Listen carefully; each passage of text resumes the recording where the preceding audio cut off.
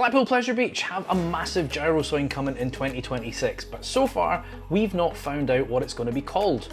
Or have we? Maybe they've just released this unofficially. Okay, unless you have been living under a rock, you probably already know that Blackpool recently announced that they are getting the large Intamin Gyro Swing. This has been speculated for many months. We kind of knew this was coming, but it was lovely to hear this officially from the park. Now, for those of you who have maybe been on a similar-ish attraction, if you've been to Drayton Manor, they have Maelstrom. Now, that is an Intamin Gyro Swing, but it is the smaller model. I personally love this. I think it's a fantastic attraction.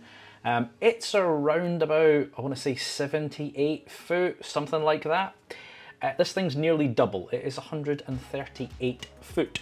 It will be by far the largest flat ride in the UK. And these do exist in Europe, and people who have been on these say they are absolutely fantastic. I have not been privileged enough to be on one yet, and I am so stoked for this thing to come. So, this gigantic ride. Well, we know where it's going. After a lot of speculation again, they've confirmed that it is going in the former site of the Bolodrome, and work has already begun on demolition. Now, I was there a couple of days ago at the Twilight Thrills on Saturday, and I was trying to get a nosy on the big one and on Infusion for the the 3 seconds that you fly past. So the demolition has started. That kind of planetarium building has started to come down. The Bolodrome will be next.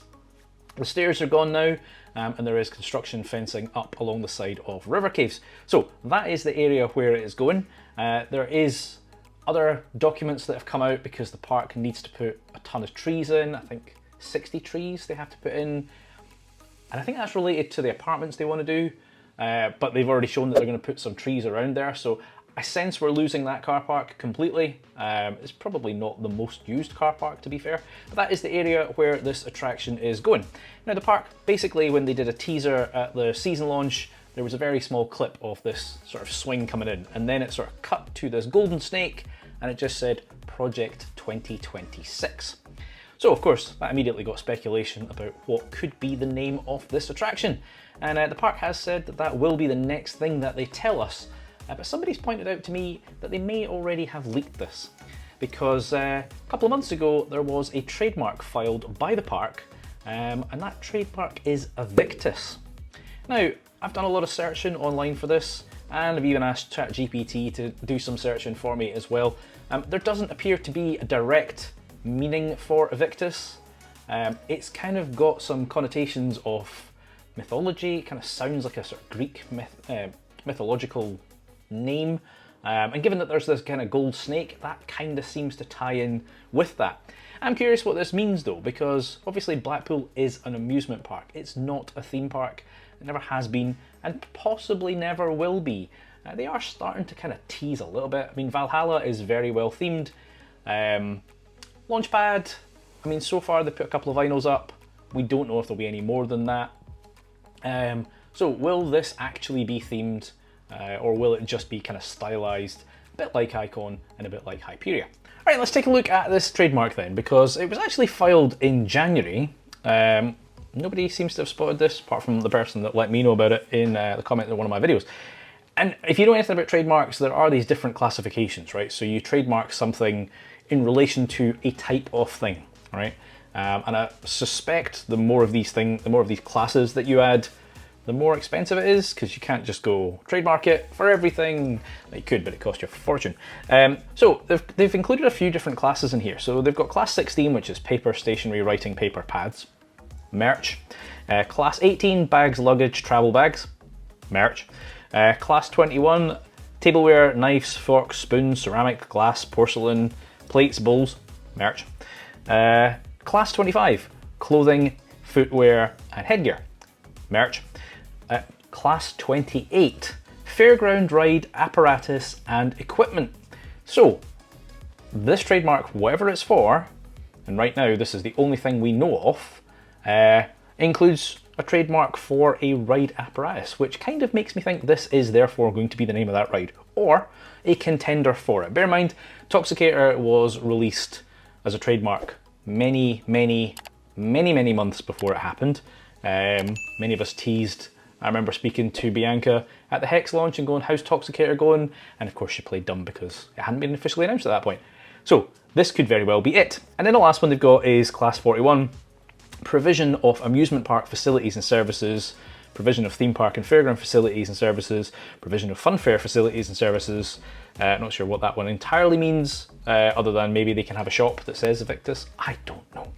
But definitely sounds like this is going to be the name of the ride. This attraction is only one part of the park's transformation. They are, I mean, when I was there at the weekend, it was very much a construction site all over the park. There's so much going on.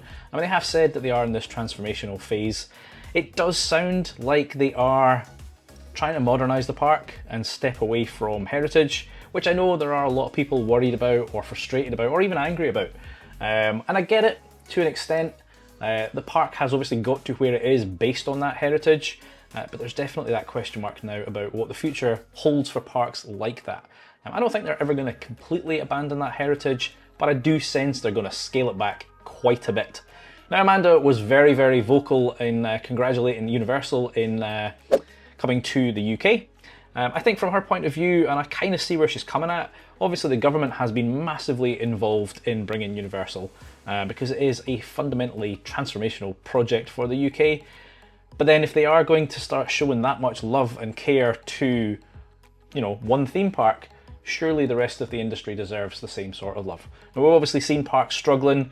We've closed Flambards, they closed the one in Wales that I've forgotten the name of already. That is terrible. Oakwood, there we go.